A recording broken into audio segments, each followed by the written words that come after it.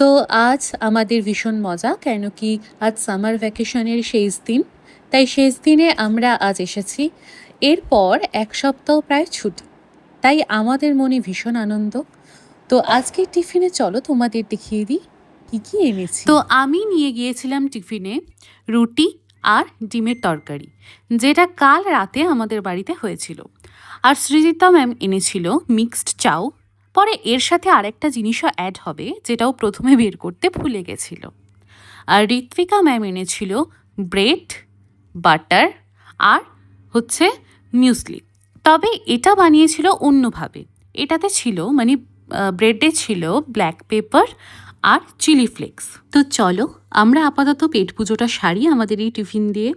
যাই হোক, টিফিনটা কিন্তু আমাদের আজ জমেই গিয়েছিল। ও দাঁড়াও, আসল জিনিসটা তো দেখাইনি। সৃজিতা ম্যাম মিক্স চাউয়ের সাথে এনেছিল চিলি চিকেন, যেটি ছিল আজকে আমাদের টিফিনের একদম শো স্টপার।